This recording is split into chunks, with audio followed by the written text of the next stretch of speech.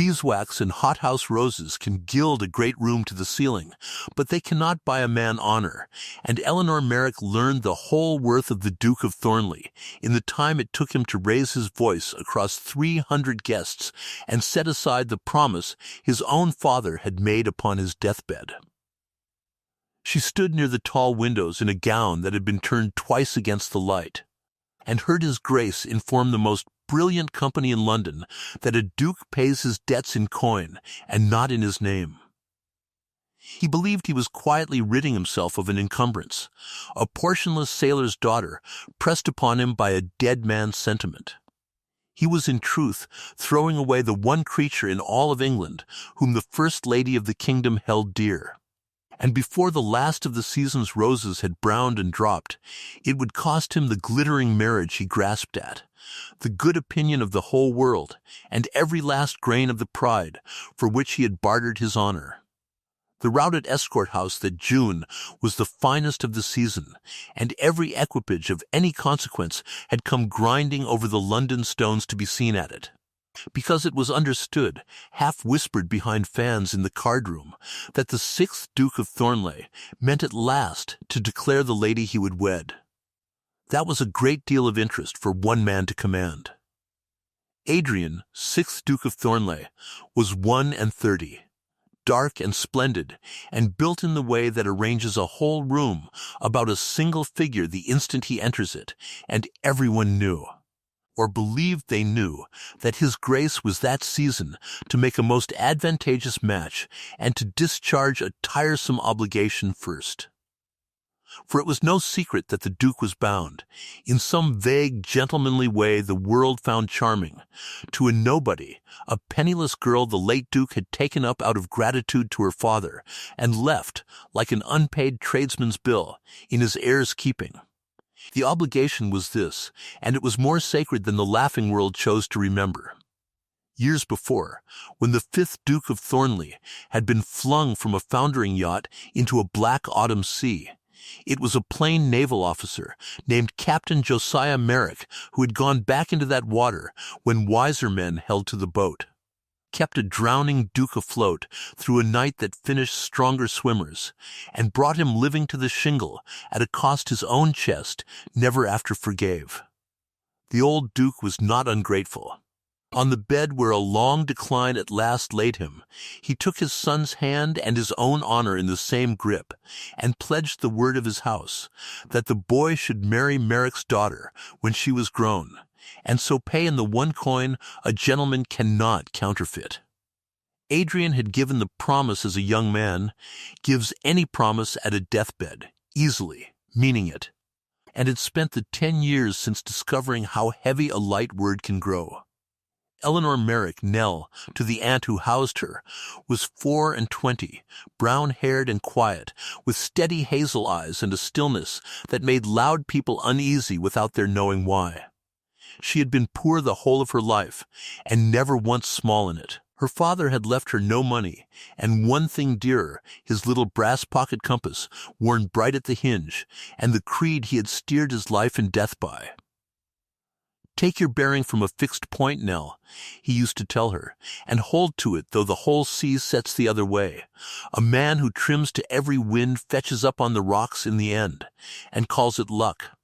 She kept the compass in her reticule as other women keep a scent bottle, and had a way of going still before she answered a hard question, as though letting a needle settle.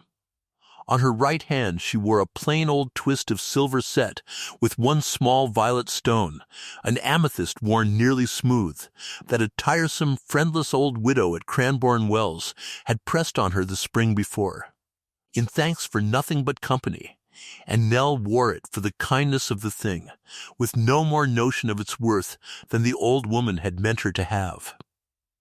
Against a debt of that weight the Duke set a temptation of the exact size to overbalance it. Lady Cordelia was 23, dazzling in the cold, unarguable way of women never once refused, and the only child of the Marquess of Estcourt, whose interest reached into every ministry, and whose connection could carry a man as high as ambition cared to climb. She brought no such fortune as the storytellers pretended. What she brought was better than money to a man of Thornleigh's hunger, alliance, precedence, the ear of the great.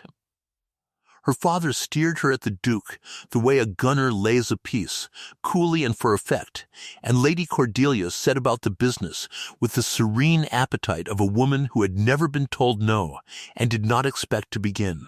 And the Duke, lying awake in his fine cold house, found he could not endure it, not the marriage to Nell itself so much as the figure he would cut in making it.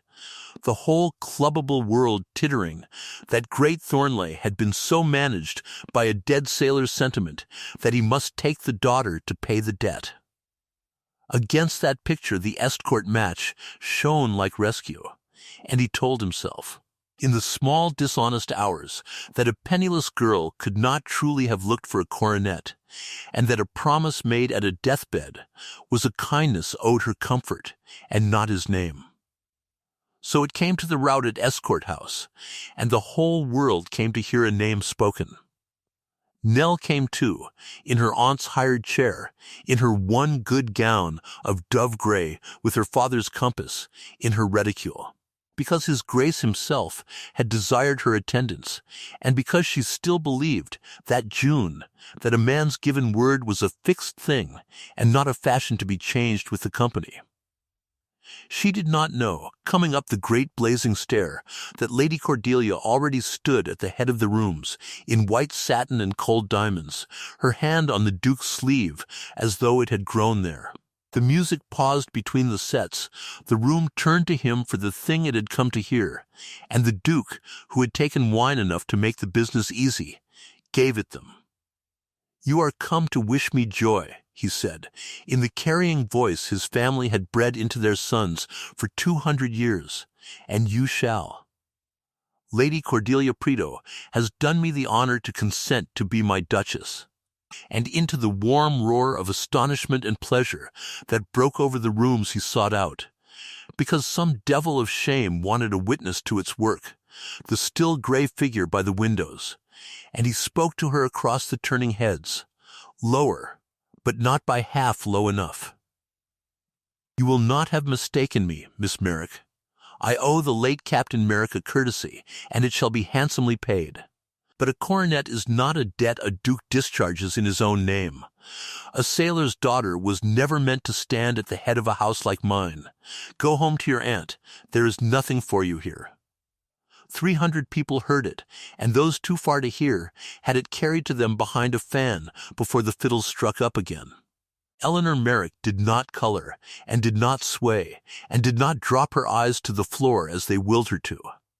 She would remember to the end of her life the smell of hot wax and bruised roses, and the particular soft sound a great crowd makes when it is delighted by someone else's fall.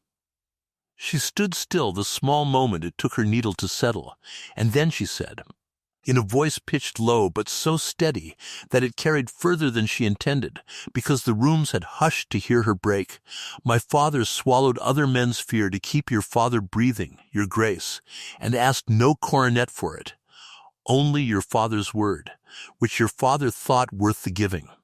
You have taught me tonight what I had never seen, and did not believe, that a man may hold the oldest name in England, and not own the one thing my father had, who owned nothing at all. I am sorry for it, for your sake, I find, more than my own." Then she drew from her finger the ring the Thornleighs had sent her in token of the pledge, and set it down upon the sill without a sound, and made him no curtsy, and took up her own wrap, because no footman stirred to bring it, and walked the whole blazing length of those rooms, and down the great stair, and out into the clean June dark, and the doors of Estcourt House closed behind the only person within them who had told the Duke the truth to his face. In the chair going home through the lamplit streets she did not weep. Her aunt, Mrs. Selby, a fluttering, kindly, frightened woman who had turned gowns for 3 seasons to give her sister's girl a chance the girl had never asked for, wept enough for them both, and foretold ruin, spinsterhood, a cold old age. Nell held the compass in her closed hand and let its small familiar weight steady her. He has broken his own word, aunt, not mine, she said at last, quietly into the dark of the chair. I am not the poorer for it tonight. He is. And that, though neither of them could yet know how entirely, was the plain truth of the account. For while the Duke stood in his borrowed triumph with a Marquess's daughter on his arm and the world's envy warming him like a fire, he had that night, with 3 sentences and a glass of another man's wine, contrived the most ruinous bargain of his life, and the one person best placed in the 3 kingdoms to make him understand it had been sitting quietly at Cranbourne Wells the spring before, kind to for nothing by a girl he had just sent home. For that was the season the Dowager Duchess of Ansthorpe came back to town. There was no name in England spoken with a nicer mixture of terror and worship. She was very old and very great and very rich, the first lady of the kingdom below the blood royal itself, so high that she had long ago wearied of flattery and fallen into a habit that made the fashionable world walk softly. She went about, when the fit took her, plainly dressed and under a plain name, and looked at how the world used a tiresome old woman of no apparent consequence, and then came back and remembered. A word from her made a reputation, a lifted brow unmade one. When it was known that the Duchess of Ansthorpe would appear at the Countess of Rayborn's great morning reception, half of London remade its plans to be there, and Nell went only because her aunt, clutching at the last frayed end of the season, had begged and borrowed the cards and would not be refused. It was a bright forenoon, the long gallery at Rayborn House thrown open to a flood of clear summer light, and the flower of the town packed along its length, when the great doors gave, and the Duchess of Ansthorpe was announced. The company went down before her, like corn under a wind, and she came up the gallery slowly on her stick, sparing the bowing rows no more than a general glance, until, near the windows, that glance stopped, and fixed, and warmed, upon a plain young woman in dove gray, who had sunk her curtsy with the rest, and was rising from it in quiet surprise. And then the first lady of the kingdom did a thing the gallery would tell of for a 12-month. She went to Eleanor Merrick, and she took both her hands, and she said, in a voice raised on purpose to reach the farthest listening ear, "My dear Miss Merrick, I wondered when I should find you. You will not know me in my feathers. I was plain Mrs. Fenn at Cranbourne Wells, and you were the one soul in that whole town of tuft hunters who was good to a dull old woman who could do nothing for you, and sat up the night of the great storm holding my hand because I was afraid of the thunder, and too proud to say so. I have not forgotten it. I do not forget anything."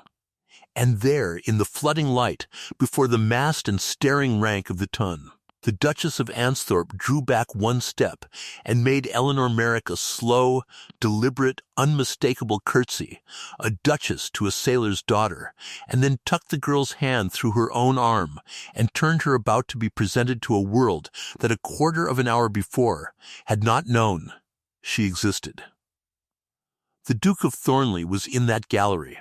He had come to be seen beside his brilliant betrothed, and stood now with Lady Cordelia's fingers cold on his sleeve, watching the impossible thing unfold at the bright end of the room, and felt the floor of his certainties go out from under him like a deck in a sea.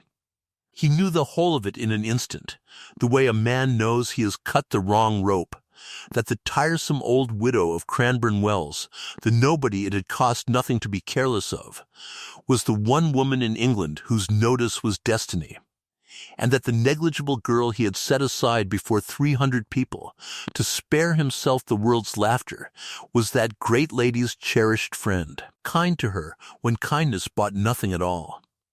He had measured Eleanor Merrick by what she could do for him, and found her worth nothing, and for the first time in 31 untroubled years, the Duke of Thornleigh looked at the woman he had thrown away and understood, with the cold coming up through the soles of his feet, that he had not the first idea who she was. The tide turns quickly when the moon that moves it is the first lady of the kingdom, and it turned. Nothing so vulgar as a decree, only the small total weather of society, which reads a great woman's arm through a nobody's, the way sailors read a falling glass. Cards that had rained upon Thornleigh thinned to a civil trickle. Rooms he entered arranged themselves, for the first time in his life, so as not quite to include him. The story of the pledge went round the town now in its true shape and not the charming one. How great Thornleigh had been given his life by a plain man's courage, and had paid the debt by shaming the man's daughter in public to marry higher. And dishonor, it appeared, was the one commodity the fashionable world would not carry, however handsome the man who offered it. And going home through the June nights to a house he could no longer bear to light past the first landing, he found his mind returning, without his leave, to a gray figure setting a ring down upon a window-sill, and telling him gently that she was sorry, for his sake more than her own. The brilliant marriage did not survive the change of wind a fortnight. The Marquess of Estcourt had steered his daughter at a duke who was to be a power. He had no use for a duke the Duchess of Ansthorpe had turned her face from, frozen slowly out of the very rooms the alliance had been contracted to command. It was managed with perfect coldness and no vulgar rupture, a letter of nice regret.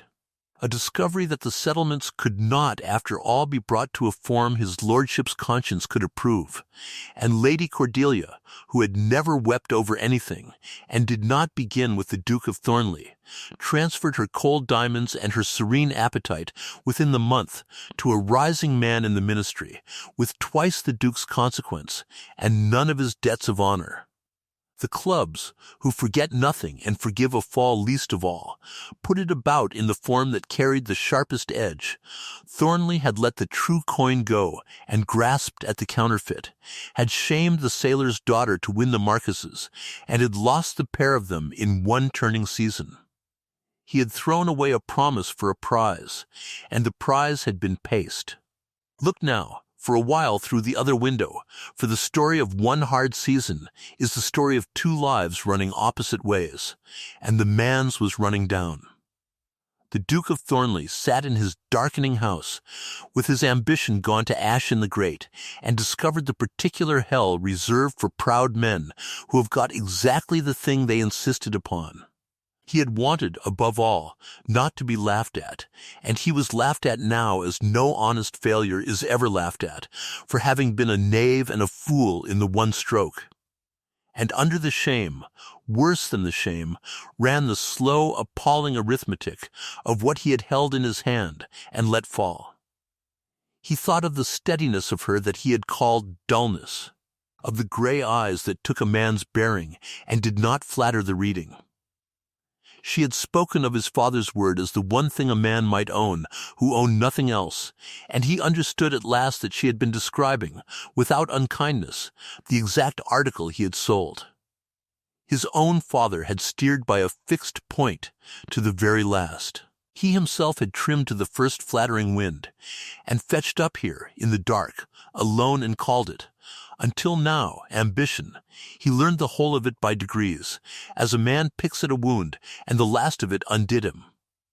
He learned, anyone in the town would tell it now, delightedly, that the Duchess of Ansthorpe had gone to Cranbourne Wells this spring, before quite unknown, and had been used there by the fashionable exactly as tiresome old women are used, with a bow and a turned back, and that one girl only, herself of no account and with nothing on earth to gain, had walked with her, and read to her failing eyes each morning, and sat up with her through a summer storm, and had never once asked her name or her business, being kind where there was nothing to be got by it. He, who had never done a civil thing without first pricing it, sat a long while with that. And on a gray morning he did the thing he had sworn he would not, and went, not to charm. This time he had no charm left in him that he still believed in, and was shown into a small sunny parlor where Eleanor Merrick sat mending a hymn by the window, with her father's compass open on the sill beside her, and she looked up, unstartled. and he stopped on the threshold as though he had walked into cold glass, and for the first time in the whole of his easy life he truly, wholly looked at her, and had not one word ready that was worth her hearing. It should be told plainly that he came, that first time, for himself, because he had earned the harder truth. The one road back into the world he had ruined himself to enter ran, everyone now knew, through the Duchess of Ansthorpe, and the road to the Duchess ran through the girl on her arm, for her Grace would hear no apology from any quarter that Miss Merrick had not first been willing to hear. So the proud man came to the woman he had scorned exactly as he had first courted her, as a means to an end, a door to a greater personage, and the dreadful joke of it was that he had learned nothing yet but the shape of his own need. She saw it, of course. She had been taking men's bearings since she was a child at a sick captain's knee, and she took his in the length of a sentence, and did not rage at it, and did not spare him either. "You have come," she said, folding her work, "because her Grace's door is shut to you, and you think mine the key to it. Sit down, if you like, but I will not be a lock a second time, your Grace, for you to turn toward whatever room you want next. I was that to you once already, and you broke me against the jamb before 300 people. Say what you came to say, only say it to me, and not to the Duchess through me." And this was the thing that undid him, and kept on undoing him through that long summer. She was exact with him, immaculately, mercilessly fair, and gave him neither the revenge he half wanted for the relief of deserving it, nor the flattery he had lived on since the cradle. Hothouse Flowers went to her aunt's shabby lodging, and came back the same evening with a plain civil line: "Miss Merrick does not keep flowers she has not the room to set." He wrote, and had his letters answered in 3 even sentences that granted him nothing, and lied to him about nothing. She charged him, as it were, the exact cost of what he had done, and not 1 farthing of vengeance on top of it. And a proud man has no armor anywhere in his wardrobe against being weighed by the woman he wronged, and found to owe precisely what he owes, with no thumb laid on the scale for spite. It would have been easier, he thought, riding home, if she had hated him. A man can push against hatred. There is nothing at all to push against in a clear pair of eyes that have read you to the end and set the book down. Somewhere in that summer the thing changed in him, and neither of them could ever afterward name the day.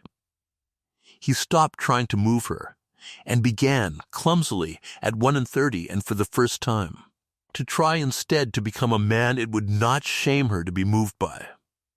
He did a thing quietly that told her more than any letter. He sought out an old sailor of her father's ship, a man broken at the same work that had broken the captain, whom the gratitude of the Thornleighs had never in 10 years reached, and settled a pension on him for life, and told no one, and would have kept it from her had the old man's own thankful tongue not run over. He gave up scratching at the doors that had shut against him, and began to pay, in small unwitnessed coin, the debts of honor his whole order let sleep. And Nell, who had watched him use people as a matter of course, watched him now begin to serve one who could do nothing whatever for him, and felt the needle she had thought long settled stir, against her own judgment, toward a bearing she had struck off her chart the night he set her aside. He wrote her 1 letter at the last that was not a manoeuvre, 4 close pages, at 3 in the black morning, the splinter drawn out with both hands. He had not thrown her over for Lady Cordelia's face, nor even her father's power, but out of the plain, unbearable smallness of being seen to want what a dead man had willed him. He had known, even as the words left his mouth before 300 people, that she was the one true article in the room, and the diamonds the paste. He had sold the single thing his father left him that a gentleman cannot buy back, and had spent the summer learning from her, of all the teachers in England, exactly what it had been worth. He asked for nothing in the letter. That was how she knew it was honest. To the whole of it she sent back a single line, in the small even hand of a woman who has read many hard pages to the end. Your Grace, I am glad you have found your bearing. It is late, and it alters nothing that is owed, but I am glad of it. E.M., the Duchess of Ansthorpe, who missed nothing that mattered, and a great deal that did not, watched all of this with the sharp pleasure of a very old woman for whom the world keeps few surprises. She sent for Nell one afternoon, and put the case without a single soft edge. She had meant, she said, to do for the girl what she had meant since Cranbourne Wells, to take her up wholly, to marry her as high as she chose, or to keep her unwed and independent and safe the whole of her life, beholden to no man breathing. You need not take him, child, the old woman said, her nearly sightless eyes turned unerringly to Nell's face. Understand me plainly. You have every road open that a woman can have in this world, and most of them lead somewhere a good deal better than a chastened duke. I did not curtsy to you in Raeburn's gallery to hand you back to the man who had made me do it. Take him only if the needle points there of its own accord. It is the one question, in the end, upon which I shall give you no advice at all. And Nell, who had every choice now that she had once had none, sat with the compass in her lap, and understood that this choice would be the freest she would ever make, and was therefore the only one that could ever wholly be her own. It came, as these things come in that world, in a great room and before the world's eyes, at the Duchess of Ansthorpe's own ball at the end of the season, to which all the town crowded, and to which the Duke was admitted for one reason only, that Miss Merrick had said he might be. He had meant, they said afterward, only to make his bow and go. But when the music paused and the rooms turned, the same warm murmur, the same blaze of wax that had been the instrument of his cruelty a season before, something in the disciplined, ruined man gave way. And on the polished floor before the First Lady of the Kingdom and 300 of the people who had laughed, the Duke of Thornleigh went down upon one knee. A season ago, in a room very like this one, he said, and his family's carrying voice did not fail him even now, so that it reached to the farthest wall, before as many people as these, I broke my father's word, and called this lady a debt to be paid off cheaply, because I had not the courage to be seen to want the best thing that was ever offered me. Every soul who laughed with me that night can hear me now. I cannot unsay it. I have tried. A man cannot. I have nothing left to offer her that the world counts, no brilliant name, no credit, no advantage of any kind. I have only become, too late, a man who steers by a fixed point, because she is the one who showed me what one was. I am asking her, on my knee, in the hearing of the only people whose laughter I ever feared, to be my wife, not to pay any debt, for the debt is all of it mine, but because I love her, and have learned from her that the truth is the one coin worth the name. And I ask it knowing she has every reason and every right in the world to refuse me. The hush that came down had a grain to it that you could feel upon the skin. Somewhere a clock ticked inside it, somewhere a candle guttered. And Eleanor Merrick looked down a long, level moment at the kneeling Duke, and those nearest swore ever after that there was no triumph in her face.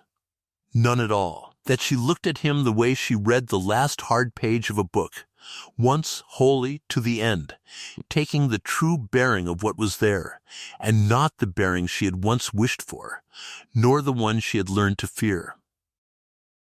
Into that silence the Duchess of Ansthorpe spoke from her great chair, without troubling to turn her head, in the carrying voice of a woman who had waited a full season for the pleasure of it.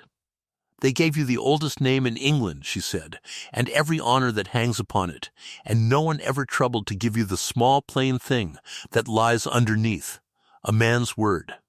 That costs nothing to keep, and is worth the whole of everything, and that this girl has had since she was a child at a poor sailor's knee, with never a title to keep it in. That is the entire difference between the two of you, and it is why the world turned upon its heel the day I took her arm, and not one day before. The rest is hers to say. It was always going to be hers to say. "Get up off her floor, sir, and let her say it." Nell did not bid him rise at once, and the great rooms held their breath for her, and she let them, because some things are owed the full measure of a silence. Then she said, so quietly that the whole company leaned in to carry it, "Stand up, your grace. I will not have any man kneel to me. I know too well what it costs the one who kneels." He rose, unsteady. "You have asked me to be your wife," she went on, and her voice was even, and it was kind, and it was entirely unafraid. "A year ago I would have given my life for the asking of it, and you knew that, and you spent it before 300 people to buy yourself an hour's comfort. I have taken your bearing tonight, the whole of you, the fair reckoning and the foul. And I believe the needle points true at last. I did not expect to say so, and I say it. But hear me then, and hear the whole of it. I do not need you. I have a great lady's love, and my father's name, and roads enough open before me that lead somewhere quieter than a duchess's coronet, and I have learned to be happy on my own account, which is a thing no one alive can now take from me.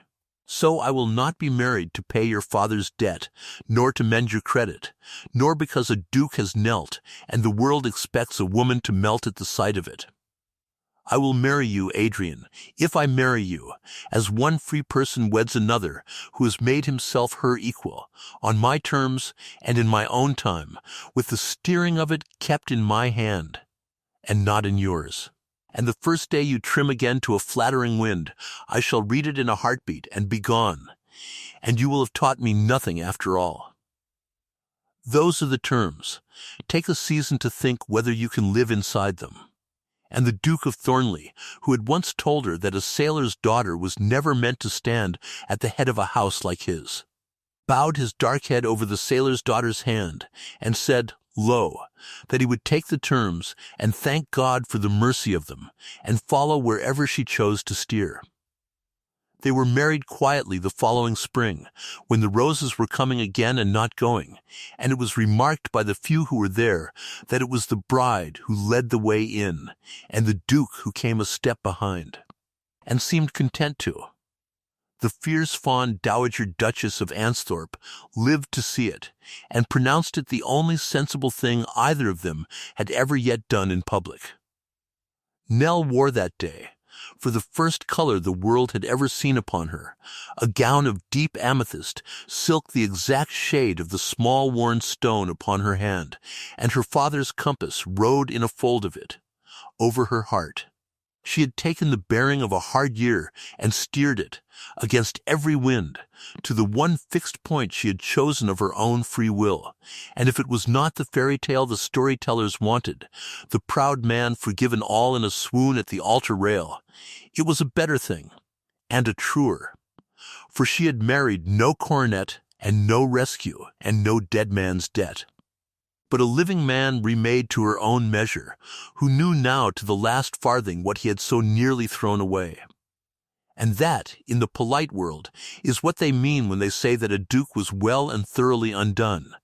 Not that he was broken, but that he was, very late and at the cost of every single thing he had once thought he wanted, at last made honest by a woman who had never in her life been anything else.